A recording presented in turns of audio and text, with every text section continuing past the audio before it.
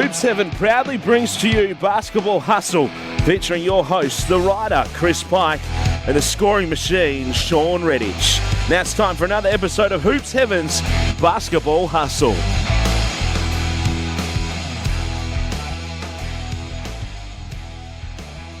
Hello and welcome to another special edition here of Hoops Heaven's Basketball Hustle.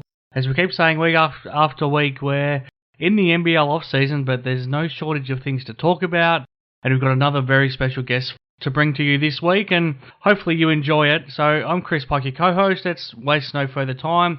I'm joined as always by the scoring machine, the Perth Wildcats legend, Shawn Redhage, and we're very lucky to be joined by the Brisbane Bullets shooting guard, the Australian Boomers shooting guard. He's a mainstay of the NBL now, having spent 6 years at the Cairns Taipans and now the last couple at the Brisbane Bullets. And I think impressively he's committed to remain with the Bullets for the 2021 NBL season as well. So Cam Gliddon is the man we're talking about. Plenty for us to discuss with him.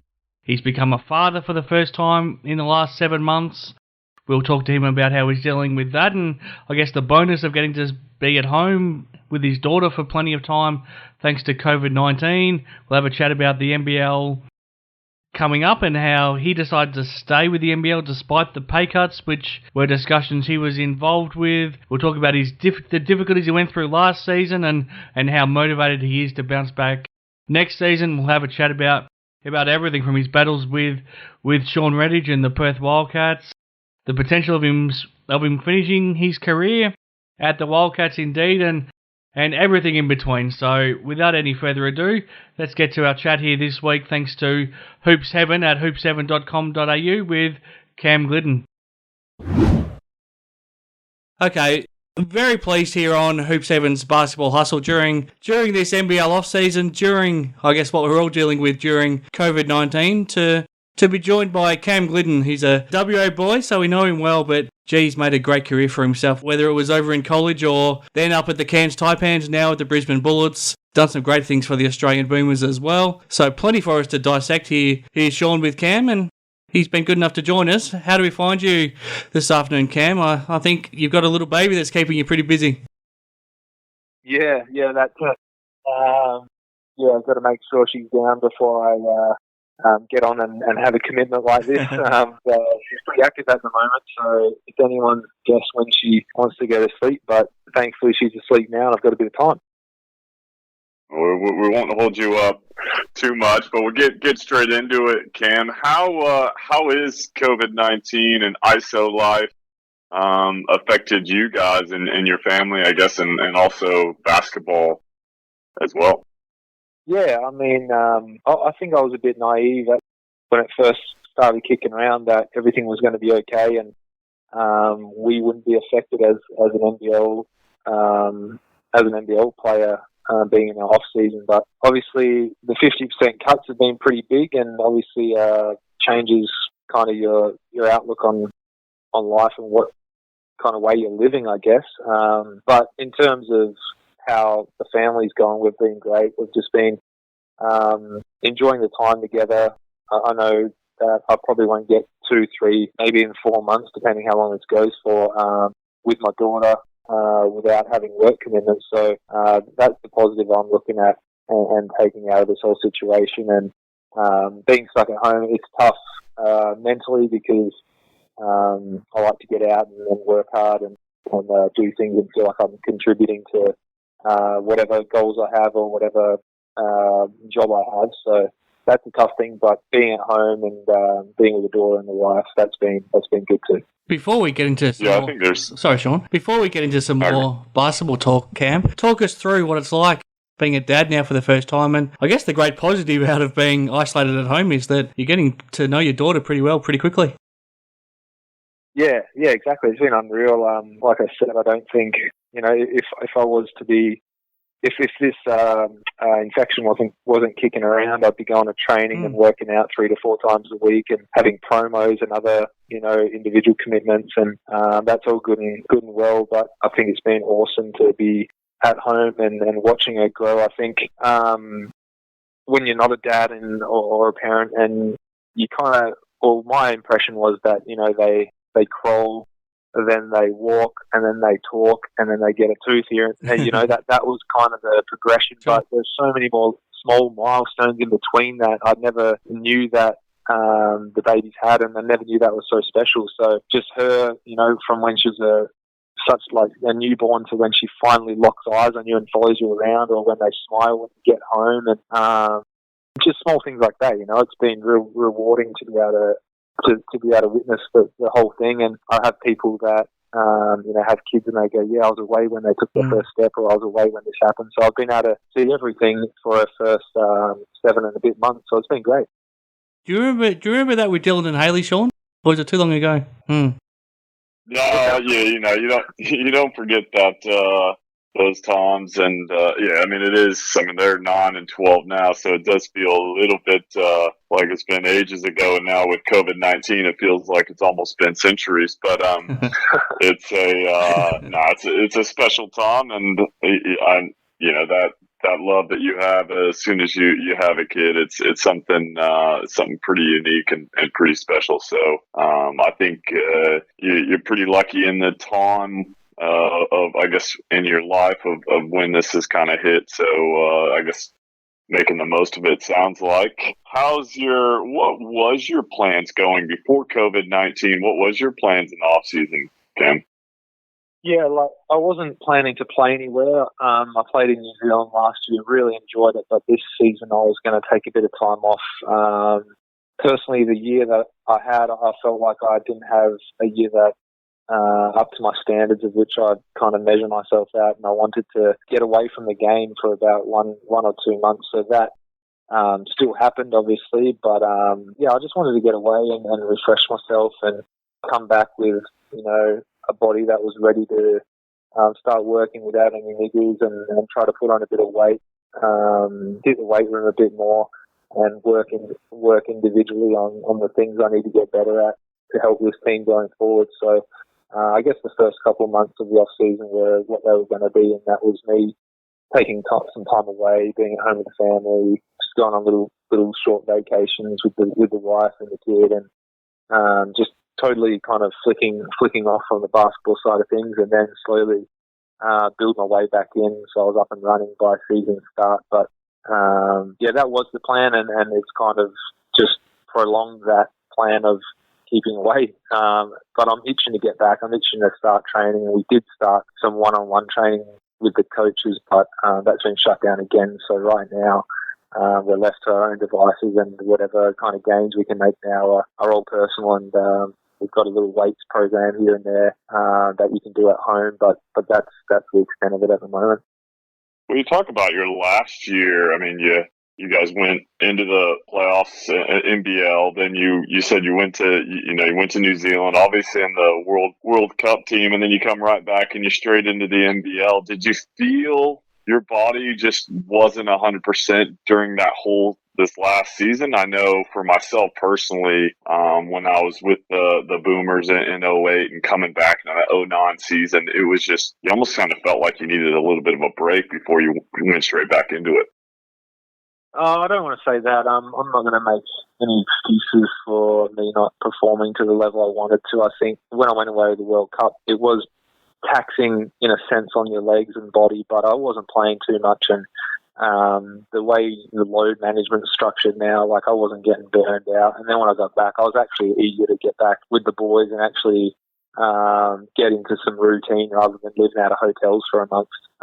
But yeah, I guess the main thing was kind of we kind of changed the way we play at the Bullets. We kind of turned into a bit of run and gun and not much offense being ran, mainly just taking advantage of opportunities and mismatches and things like that. And I don't think I adjusted as quick as I should have, and that resulted in me kind of losing court time, and that kind of affected me mentally going forward. I was a bit lost in what was going on, and yeah, I just want to put all that behind me and have a good year this year. But no, I wouldn't say I was tired or burned out or anything like that. It was mainly just not adjusting and yeah, perhaps not getting kind of the shots I was getting the year before and the looks that made me a bit more of an effective player. Yeah, well, I think each team is, I mean, you make some good points there that probably the outside people don't always see in the scheme of things is each year you've got different personnels, you've got different, even if you have the same coach, they're going to tweak things, they're going to run the system differently, and then obviously your imports are going to dictate how you play as well. So it's something that you can't always just say, well, came back to the same team, you're always going to have that same year. So I think I love the fact that, you're kind of recognizing that and, still able to have an effect, maybe didn't have as much offensively, as you had, say, in the past on some of the teams in Cairns and the year before in Brisbane. But I think for me, the one thing I always loved about you as a player is, didn't matter how you were going on offensive end, you were one of the toughest defenders. Is that something that you still kind of key in to make an impact when you're in the game?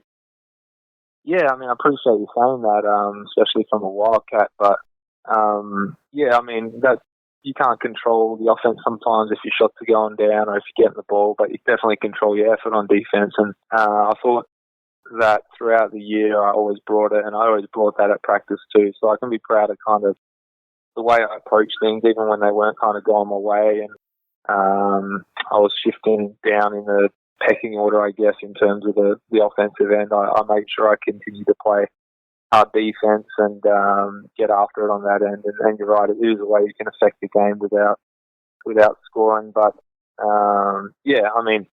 it is what it is, and I hope going forward that I can, keep heat on the scoreboard as well as play tough D and be a bit more of an all-rounded player next year.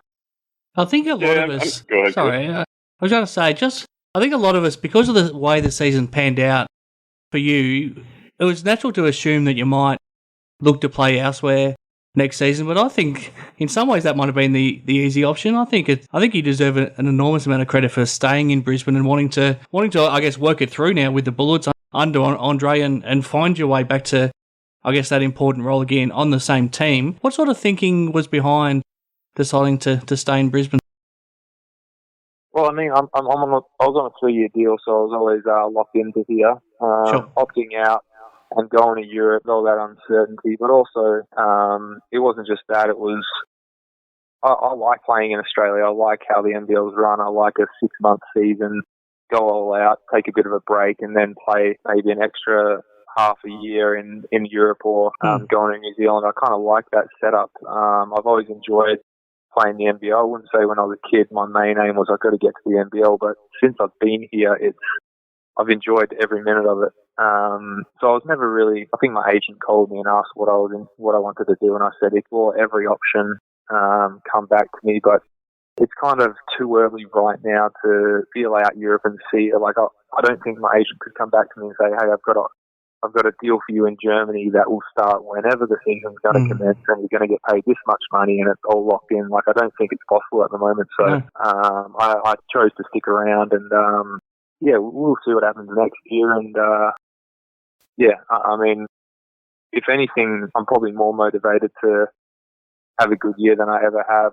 My first year coming in, I was unknown in Cairns, unknown in the league when I went to Cairns, and that's enough motivation in itself to prove you can play. And then when I moved to Brisbane 6 years later, change of team, change of scenery, got to show that I can play in another city and that I'm not a one team kind of show, and I feel I did that. And now I've got a bit more motivation as to come back from kind of my worst statistical year, I guess you could say, and that's enough for me to stay.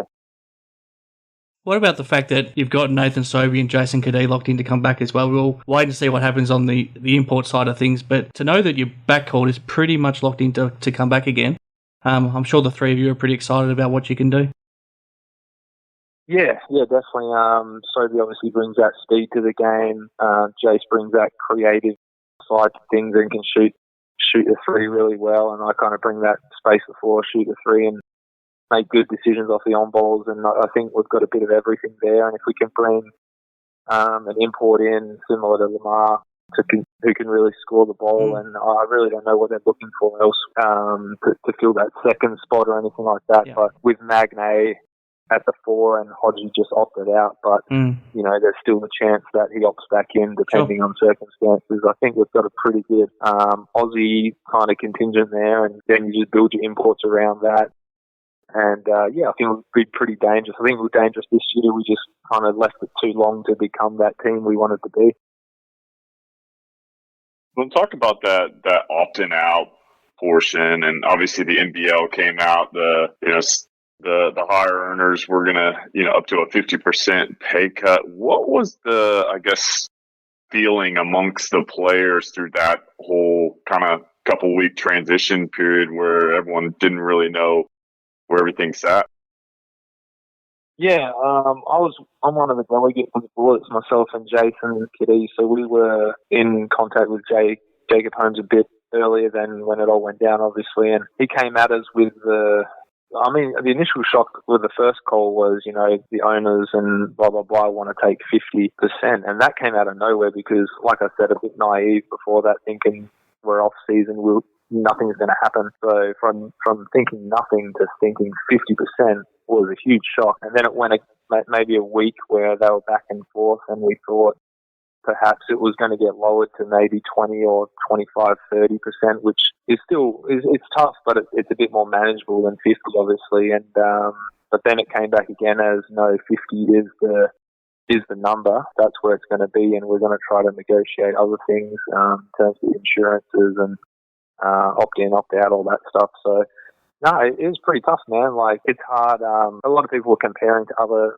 codes, the AFL, the rugby and the cricket, how they're handling it, and people are getting stood down in the A-League and blah, blah, blah. At least we're not doing that. But then our argument was, hey, we're in the off-season. Like, our money should have been made from last season, and this time of year isn't a time of year where money's flooding into the clubs anyway, so why is this, why is that? There was a lot of questions asked. There was a lot of guys that were heated. Obviously, no one's just going to take 50% and be happy with it. So, yeah, and I guess the alternative is you opt out and you hope another league around the world gets up and running, where Australia is probably handling this crisis the best. So, I don't know, man. Like, I'm still... I got my first paycheck last week, I think, and looking at those numbers compared to the week before wasn't too fun. But what can you do? Yeah, I guess that was the interesting thing when I kind of first heard it was, the season doesn't start for October, and most of these clubs, obviously this time of year, that we're not really bringing in revenue.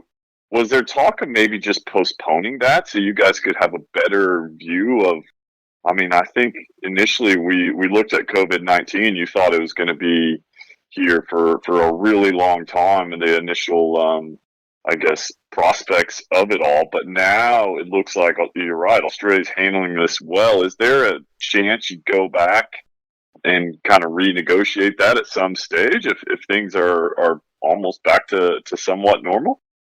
Yeah, I don't know what I can and can't divulge, I guess, but that as a playing group, that was, I guess, the first thing we said was, whoa, let's pump the brakes and wait a bit. Why do we have to formulate a plan or decision right now when we've got this time? And that's the way a lot of guys saw it. And then the opposite of that was, no, we need to come up with something immediately to protect your jobs. I don't know. A lot of things are hearsay, you hear something from somebody, or maybe it was just a few teams were asking for it to be done quick because they're a bit more financially unstable compared to the others, or this and that. But I don't know what I can say there. But we definitely, the first thing was, hey, we need more time to gather our thoughts. Especially in a big negotiation like that. You don't want to just take the first option. You want to sit down and talk it out and brainstorm some other opportunities, Yeah, I guess from looking at it from the outside now, you just hope with the league you're able to still keep, those key guys that really bring so much excitement to the league. I think, it's no secret that from, when you entered the league and to where it is now, the talent level has just has just exploded. So I think all the fans are just hoping we can keep this talent level here in the NBL, because it's been pretty fun to watch.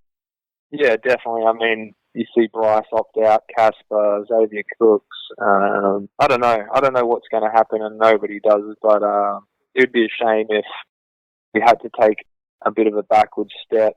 But I guess we already have by taking these cuts. But it's all about, I guess, it's cliche that how do you deal when you get knocked down? How do you deal with getting back up? And I'm sure if these games this year sell out and we do well, you'd think the NBL would give back maybe some of the salary that they've promised to give back if the numbers at the games or the revenue for the clubs is where it needs to be. And hopefully imports, if they do sit out this year or go chase money elsewhere, they come back the following year. I hope it's not a long-term thing that we're dealing with in terms of people turning their back on the league. Fascinated to get your thought in an overall picture in a lifestyle sense. Obviously, you grew up in the southwest of WA, but since you've come back from college, you've been a Queensland man. Obviously, you spent the 6 years up in Cairns and now a couple of years in Brisbane. Is Queensland starting to feel like home, or will WA always feel like home? What feels like home for you? That's a tough question, man. I guess I don't know. Home is what you make it, I guess. Sure. I really enjoyed Cairns, and I think it could have played my career out there if things went a bit different. And I really enjoyed Brisbane, and I could live here the rest of my life. Mm-hmm. In saying that, I enjoyed living in Canberra. Yeah. So maybe I'm just easy to please. I don't know, but yeah, I don't know where I call home. I'd say just where the missus and the kid is, and I enjoy going back to Bunbury and seeing the majority of my family who lives there still. My brother is in Melbourne now, and my sister and her family up in Joondalup. Mm-hmm. So, I mean, I don't know how to answer that, I guess. Yeah, I mean, I'm an adult now. I go where I need to go for work, and you make out of it what you make out of it. And, yeah, I'm sure, well, I hope I've got a few more years left in this game, and maybe Brisbane don't want me next year and I'm on the road again, and then a new place is my home, I don't think Wertho ever imagined himself ending up back in Bunbury, but he's there at the moment, and he was going to be coaching the Slammers in this SBL season before it was cancelled, and I would assume he'll still be coaching them next year once the league gets up and running. Any chance we might see you at the Slammers back in Bunbury at some stage with Wertho? I don't think so. That's nothing against that. I think when I'm done playing NBL, and I'm saying this now, it could change, but I think I'll be done totally with basketball. I don't think I'll be playing in any state leagues or anything like that. Nothing against it. I think I'll just, if I'm done with the NBL, it's because my body's burned out and I can't go any longer. Yeah, I mean, it's an interesting one. You get people like Shawn, who's still playing in the SBL, and then you get guys like that we've spoken to recently, like Ricky Grace and Stevie Way, who, once they retire from the NBL, they just go cold turkey. I guess that's, once you're a professional, you give it everything, and once you retire, some guys just feel like you need to move on to something else and give the body a break, I guess. Yeah, definitely. I mean, Shawn obviously carrying on playing for the Redbacks a little bit there, and yeah, I don't know. Yeah, I guess it will be down to the love of the game. If I'm still craving it, maybe if I go from training 5 days a week and playing in the NBL to nothing, maybe I'll need that 2 days a week training and a game on the weekend with the lads. Maybe I'll lose that sense of team and sense of belonging with a bunch of lads and going on roadies and things like that. So I'd never say never to it, but yeah, I can't see myself living. I don't think I'll be living in Bunbury, so the Slammers thing's probably off the cards. I mean, you've easily got 5 years plus left of a professional basketball career, so we don't need to worry about it just yet. But I think this COVID-19 period has given a lot of people a chance to sort of sit back and reflect on their life and where they want it to head. Has it given you a chance to think post-basketball what you might want to do for the rest of your life? Yeah, it has. It's funny. I've started a course. I won't mention what it is, because if I fail it, I don't want everyone to know what a failure was. No, I just don't. I'll keep it close to my chest. But I've actually got a really good mate I went to college with named Ben Smith. He lives in Western Australia, down Mandurah area. He plays for Mandurah Magic. Shawn, you might have played against him. He's a PE teacher and also runs the school basketball program at his high school that he works at. And I thought that might be a sweet gig, so I've actually started talking to a few universities and looking to extend my education and maybe become a PE/basketball specialist kind of teacher at a school. So that's one thing, but I've always got my ears open, and I've always thought about coaching, actually in professional or college ranks. And I think with basketball, you're lucky enough if you're a good enough bloke and you got a bit of basketball IQ. I think networking is pretty easy within the basketball community. I know a lot of people, and I wouldn't mind stepping into a assistant coaching role anywhere and trying to, keep in the game that way and try to win a championship from the coach's perspective. When you talk about Ben Smith, he's a great guy. He's actually, not sure if he's told you, but he's helping coach me as well in my program. So we enjoy Ben helping out. So there you go, Cam. If once you finish, Redhage basketball is always hiring. So get in touch. You put me placement in like Donga or something, wouldn't you? No, we'll find a perfect fit for you. You just have to finish your career with the Wildcats, though. Good deal. On the recruiting pathway already. Has it ever been a consideration for you, Cam, seriously, to play in your hometown, or has it just been a case that a serious offer's never come from that side, so you've never had anything to consider?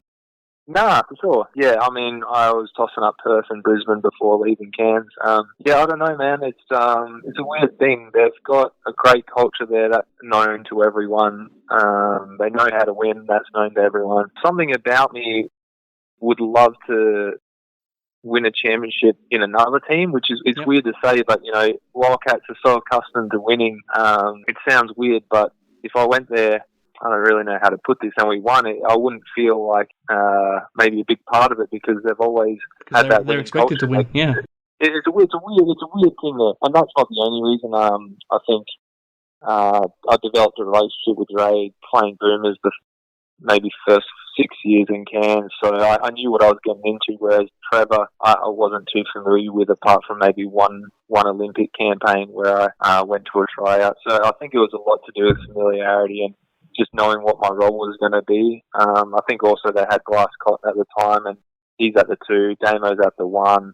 They're kind of set with their pieces, I'm not going to come in and play the same role in Perth that I was going to in Brisbane. So a lot of things go into it, but I wouldn't write it off. Mm-hmm. But as time goes on and I get older, their need or their want for me probably becomes less.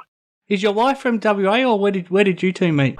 No, we met at college. We met in Southern California, but she's originally from Portland, Oregon. Okay. She's happy living in Australia. Is the plan to stay here now for good? Yeah, well, we had that discussion the other day. Someone said, are you happy here? Are you thinking about going back? And she's quite happy here. Portland, Oregon is rains about 10 months of the year, and then those other 2 months are a bit of sun, but she enjoys the sun, enjoys getting outside, and I think Brisbane, Perth, Cairns, Melbourne, Sydney, all that, they offer that a bit more than Portland, Oregon. Yep. I think if we move back there, that's where we'd be. So we'd either move back there to live close to her family, which would be Portland, or live anywhere in Australia. And I think she's coming around. Well, I think you're in the right spot at the moment, Australia, rather than what's happening over in the U.S. currently. So I'm guessing she's pretty glad the whole family's living over here at the moment. That's true, man. I guess the one other thing about having a kid during this stuff, and it's been great for me to be home, but the bad thing, I guess, is she hasn't been able to meet, her extended family, uncles, aunties, grandparents. No one's been allowed to travel, so that's been quite a shame. And we were planning to go, this off season, we're planning to go over to the USA to Sarah's sister was getting married, and can't go to that, so Sarah's going to miss her sister getting married, and all her family and grandparents and aunties and uncles are going to miss seeing Penny at this age. So I guess that's kind of a bit of a stain on the whole thing too. Is it strange talking to Shawn given the battles you had on the court against him, and how heated some of those rivalries, especially when you had playoff battles with Cairns and the Wildcats. Is it strange now actually talking to someone like Shawn off the court and maybe trying to forget about some of those battles that you had or confrontations you might have got into? Nah, man, it's all white line fever, eh? Like if you, I can talk to anyone in the league, and I mean, there's people on the court that you hate. I mean, I wasn't too far. I didn't enjoy playing against Shawn, but it's not because I hated him. I don't enjoy playing against Damo.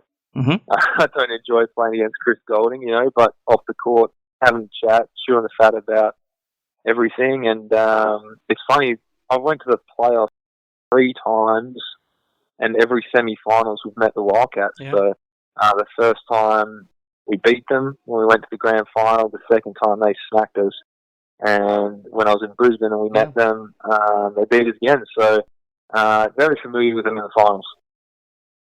Yeah, it did seem like Cairns, we met quite a bit in the finals. And, I think, just speaking from my teammates, we always had a tremendous amount of respect for the way you guys went about it. And just, I think you guys just had that small market chip on your shoulder, and it just seemed like you played with a lot of pride, representing Cairns. Did you guys kind of take that as kind of a badge of honor when you stepped out on the court? Yeah, I think so. I think as one of the leaders there, and with Stevie Way a lot of that time as well, like we kind of saw it as we don't have the budget of the big teams. We're not going to attract the imports that they can possibly attract. So we got to do everything right in the lead up to have a chance to win. So we took culture really seriously. We trained super hard. Fernie was a nutcase at training, but it was what we needed. And we just valued kind of the little things, making sure we're on top of recovery, making sure we ticked every box. So when it came to the game, the bigger known teams that could, afford the top-notch talent, we were ready to go up against them because we had done the preparation. And that's what we kind of, that's where we kind of took that small town team was, we have to do everything right. We have to be ready. And if we come out and even like scout, like we used to do an hour of scout the day of the game at shoot around. Like we took everything to the extreme, so we were ready. And I think that's why we were pretty successful. Obviously, we haven't won in Cairns, they haven't won the championship yet. But I thought we were tough every night, and we made every game tough. And when we got the chance to get to the playoffs, we made the most of it, whether we won or lost. Yeah, it was always you knew it was going to be a tough grind out battle whenever we played you guys, and enjoy that challenge. Very rarely did we get a win up there in Cairns. I don't know if it was the humidity or what, but we just wouldn't cope well up there. But I always ask a couple questions. One of the things I wanted to find out: give me your top 3 toughest players that you had to play. 8 years in the league now. You've had some NBA guys that you teammates or gone up against. Who do you rate probably in those top 3? Yeah, right. I guess just because I'm thinking right now about this past season, Bryce Cotton, just the way I think it's so impressive that he's not like a 6'6" scorer that can get his shot off with ease because of his height and his length. Like everything he shoots is contested. Every time he goes into the paint, he looks like he's 10 years old, but he still scores the ball. Like, I just imagine, like, when I catch and shoot the ball for 3, I know I'm going to get it off because I'm 6'5" and I'm pretty long. But for him, he's short. He's not a long dude, and every shot must be so tough, and he makes it look so easy. So I think Bryce Cotton's probably number 1 for me in terms of the offensive end. I think defensively and offense combined, I remember the early years of Kev Lish when I came in the league, 2012, 13, 14. He was a handful because you had to guard him down one end, but then on the other end too, he wasn't letting you get your shot off. So He was really tough to deal with, and I don't know about number 3, who I've struggled, or who I've got a lot of respect for everyone that kind of plays in the league and brings it every night. I'll give you 2 options: Torrey Craig or Lamar Patterson. Who are you putting in the 3? Man, that's tough because they're completely different players. Completely. Lamar is he can score on anyone at any time and not look like he's dropped a bit of sweat. Torrey can catch lobs from anywhere, and he's a defensive-minded guy who can take you out of the game by blocking shots. Like, I don't think Lamar's blocking many shots or catching many lobs, but I don't think Torrey's going one-on-one with the type of confidence and talent that LP has. So in that sense, if it's hard for me to guard one of them, it'd be Lamar. It'd be Lamar in terms of offensive talent for sure. Yeah, Lamar Patterson, when he first came into the league, I think he had his first game in Adelaide and didn't really show much, and I think everyone was kind of wondering what was happening here, but he really impressed everyone, I think, over the last couple of years. But I think he just looks so smooth. It never looks like he's out of first gear, but he just gets by people with ease and can find a way to the basket. Yeah, it was funny in Perth actually this year. We were, I think it was one of close to the last games of the year. Perth won, but there was guys behind me in the crowd, and they just kept yelling at Lamar, and they were calling him fat. They were like, "Lamar, you're fat. You suck, blah, blah." But Lamar had like 18 points, and the next closest to him was like 6. He's so tough to guard and uses his body so well.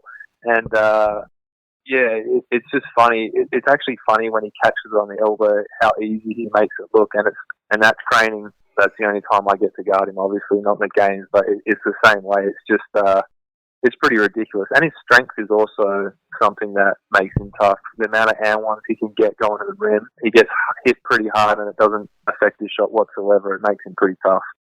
Well, he hit a game winner like that, didn't he? I think it might have been against, it might have been Cairns. I forget who it was against, but he hit a game winner where he just got an end one just because of his brute strength. I think that was Adelaide. Yeah, I think you're right. Yep.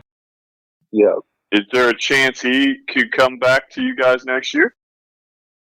I don't know. I mean, I don't know. We haven't really been talking about next year. I don't think anyone kind of knows that has any idea what's going to happen. But I think he was offered something, but he's one of those guys that kind of waits and sees what else is available, because obviously he goes to China at times and can earn that really big check. So I think he usually, like this year, he signed with us like really late, might have been June or July. But yeah, that's anyone's guess at the moment, man. Well, thanks for taking out. I know when you got a baby, that's sleeping, that's precious time. So we really appreciate you taking the time and filling us in on how ISO life is going, and what your goals are, and what you're looking forward to next season. I know we're looking forward to NBL season starting back up and seeing you out there on the court playing on both ends, and I know you're gonna. It sounds like you're pretty motivated to have a great year. So thanks for taking the time out and having a chat to us. No worries, man. Hey, and I had a question for you, Shawn. This is really weird, but I think about it quite a lot, right? So Wildcats probably they are the most successful NBL team, and especially in the last sort of decade, right? And you run the flex every single time down the court, or a bit of horns, but mainly the flex. Do you find it weird that no team has kind of adopted that? That's it's actually funny because I'm into coaching and following people on social media and that type of thing, and I read a blog recently about someone saying how the flex offense was a dying offense. No one's run it since the 90s. No one's been successful at running it since 2000. And I'm sitting here thinking, the Wildcats just won, 6 of the last 11 championships. Obviously 5 with Trevor Gleason since he's brought it. The one thing I will say about the flex though is it's just kind of a starter. I think then there's so many different options, and I think that's probably one thing that Trevor's done a good job of is not just sticking with the flex, but just using it to kind of break things open a little bit. But you make a good point, and no one's asked that question, so to me it tells you you're a student of the game, and I just remember, when the Breakers won a few running the flow went everywhere. Cairns did it, a bunch of teams did it, the Boomers started doing it, and then you guys run the flex, and you got a bunch of options. You got you can not run the flex, you can steal the cut and pop up top for a jumper, which is Bryce, Cotton, and Quinn, or you got you or Jesse that it turns into kind of a double, like the double staggers, to steal that cut and get your shot. So you've got all this. And you've also got the Damo run all the way to the right-hand side of the court and all the way back to get a back cut. You've got all these plays that no one's really stolen off you guys, and you've got the blueprint of the same kind of team you kind of build. You get the import 2, the import 3, the 4 on the 5, that are four shooter, the big 5-man, and Damo at the 1, whereas people aren't looking at that and going, shit, maybe we should do what they've been doing. They've had a bit of success with it. It's just weird to me. Yeah, that's a good point too. I hadn't really thought that. They always say leagues are copycat leagues. So as soon as something is successful, you kind of see everyone going towards it. I think one of the things with the flex too, you really need everyone to kind of buy into it. If you get one person that's kind of goes out of it, it almost makes it a really poor offense to run. So you've got to make sure you've got a personnel that can really buy in, and then also is pretty, basketball IQ. So is able to kind of make those reads. I think at the elite level, everyone's got a baseline basketball IQ, or they haven't really got there. But I do think you need some high IQ guys, but you also need some guys that buy in. But so are you saying that maybe Brisbane might be running the flex next year, Cam? I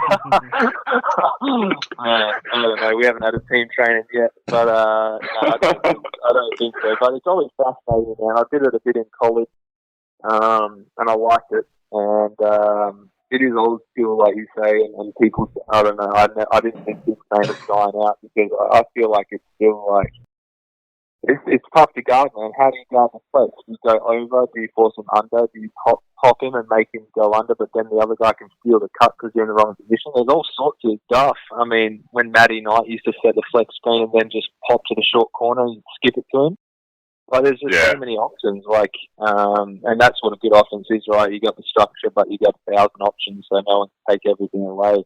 And I don't know, man. I just thought it was interesting. Like, the flow went everywhere, the shuffle kind of went everywhere, but the flex has kind of stuck with you guys, and you keep winning. Yeah, well, it's the first practice with some of the imports, and you're kind of telling them that we're running the flex, and their odds when you like, really, this is what we're running. Yeah, no, I hear that, but yeah, no. Anyway, yeah, sorry, mate. I just thought I'd get my observations there. No, I appreciate that. No, thanks for that. That was good, but hopefully you got a little bit out of it. I know we did. No, I appreciate it, guys. Thanks for having me on, and I'll be happy to do it anytime. Thanks, Cam. Appreciate it. Cheers, boys.